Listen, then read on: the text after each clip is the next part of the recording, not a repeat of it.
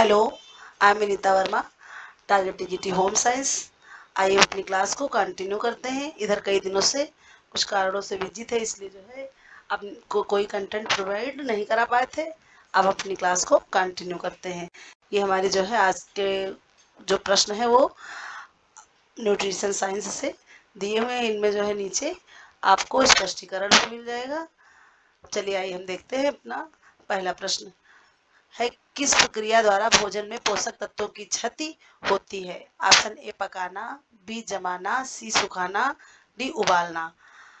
तो इसका correct answer हो जाएगा हमारा पकाना, क्योंकि पकाने पर जो है बहुत से पोषक तत्व नष्ट हो जाते हैं। देखिए स्पष्टीकरण है, पकाने से पोषक तत्वों की कमी हो जाती है, विशेष रूप से विटामिन और खनिज को गर्मी के प्रभाव में टूट जाते हैं। और इसमें से विटामिन सी सबसे पहले, क्योंकि विटामिन सी ताप व क्षार से तुरंत ही नष्ट हो जाता है। ठीक है, फिर देखते हैं अगला प्रश्न। स्वस्थ आहार के लिए प्रतिदिन कितने कैलोरी की आवश्यकता होती है? ऑप्शन ए है 1500 कैलोरी, बी है 2000 कैलोरी, सी है 2500 कैलोरी, डी है 3000 कैलोरी। तो स्वस्थ आहार के लिए हमको प्रतिदिन, हमारा इसका करेक्ट आंसर हो जाएगा ऑप्शन बी 2000 कैलोरी। इसमें है हमारा एक सामान्य वयस्क के लिए दैनिक कैलोरी की आवश्यकता औसतन 2000 कैलोरी होती है, जो ऊर्जा की जरूरतों को पूरा करती है। फिर देखते हैं अगला प्रश्न। किस विटामिन की कमी से रतौंधी होती है? तो ऑप्शन ए है vitamin A, B vitamin B, C है विटामिन सी, डी है विटामिन डी। तो इसका करेक्ट आंसर हो जाएगा ऑप्शन ए विटामिन ए।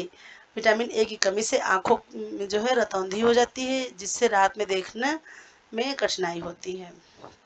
फिर इसके बाद देखते हैं अगला प्रश्न।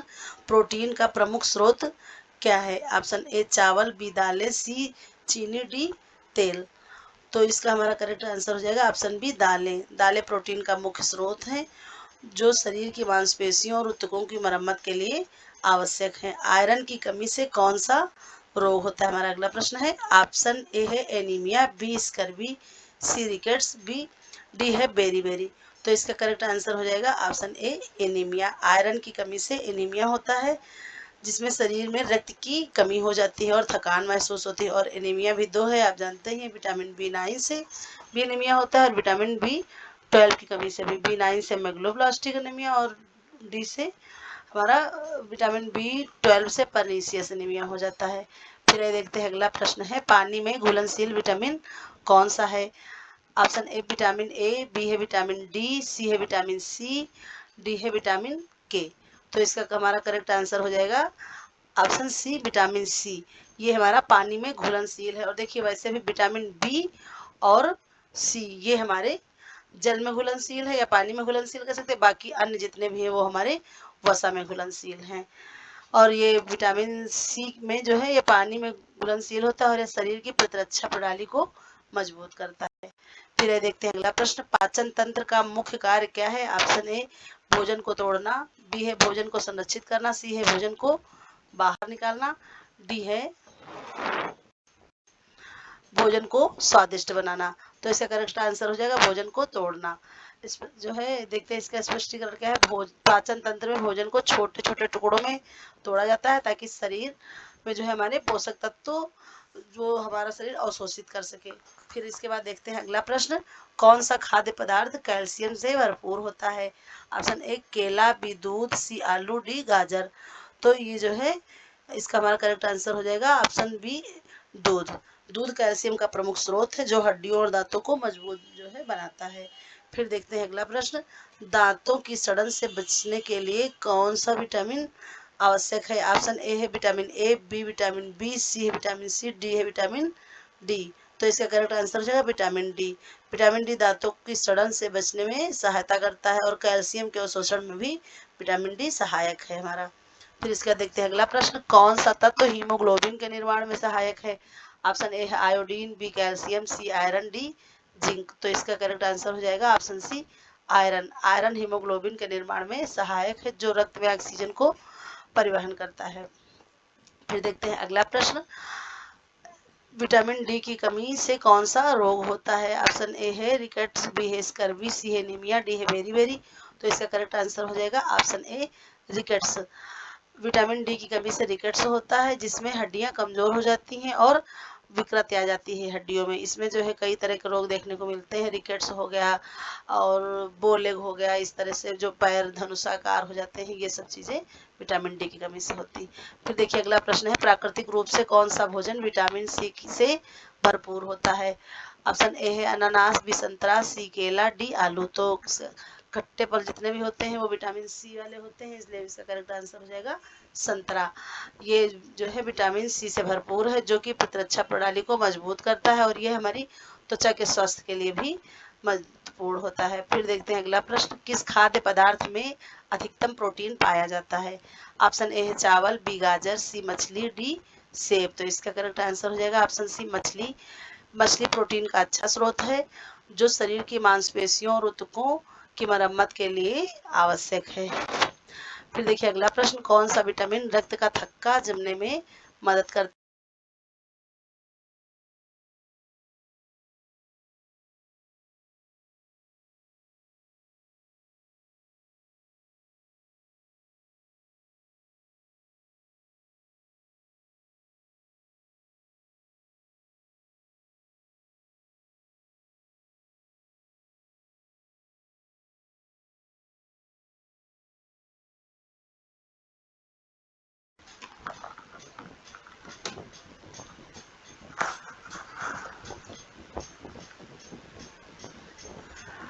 ऑप्शन बी है विटामिन के, सी है विटामिन सी, डी है विटामिन डी। तो इसका करेक्ट आंसर हो जाएगा ऑप्शन बी विटामिन के। विटामिन के रक्त का थक्का जमाने में मदद करता है और घाव भरने की प्रक्रिया में महत्वपूर्ण भूमिका निभाता है।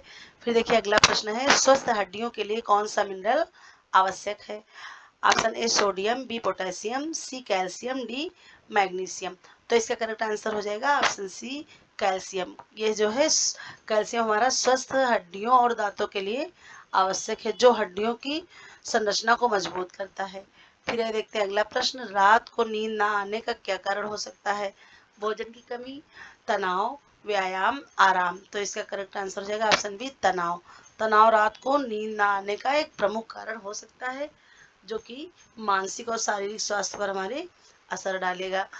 बालों के स्वास्थ्य के लिए कौन सा विटामिन महत्वपूर्ण होता है?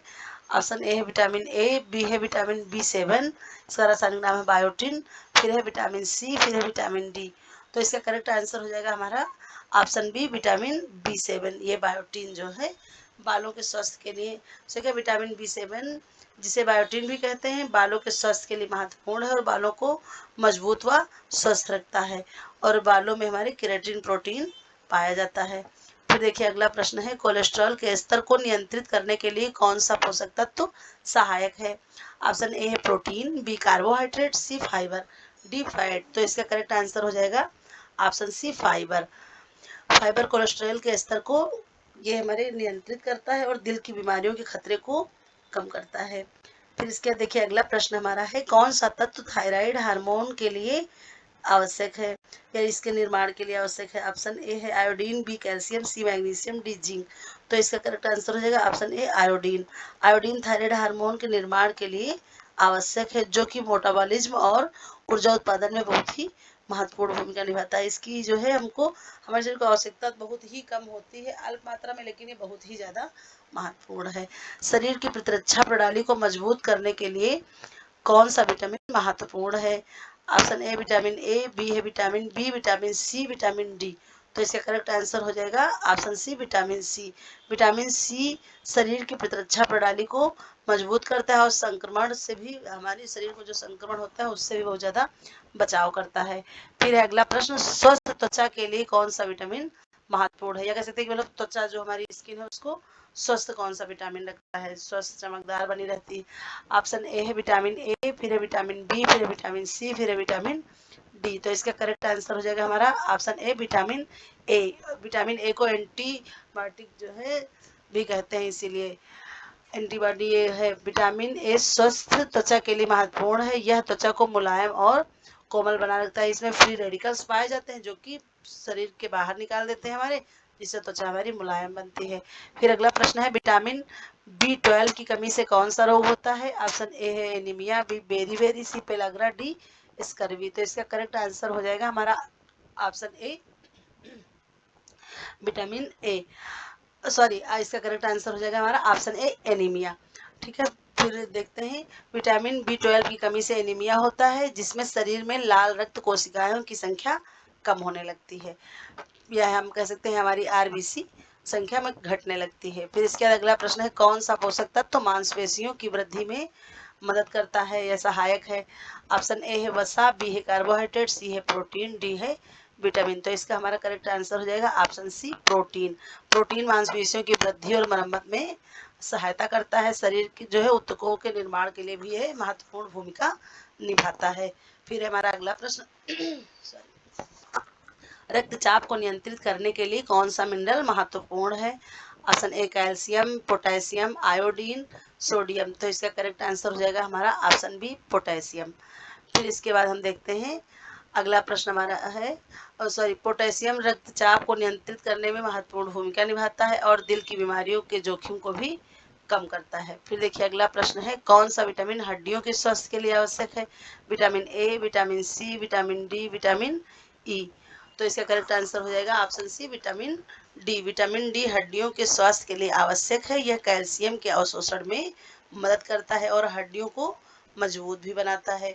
कौन सा भोजन आयरन से भरपूर होता है। केला, पालक, आलू, गाजर। तो इसका करेक्ट आंसर हो जाएगा हमारा ऑप्शन बी पालक। पालक आयरन से भरपूर होता है जो शरीर में हीमोग्लोबिन के निर्माण में मदद करता है और एनीमिया से बचाव करता है।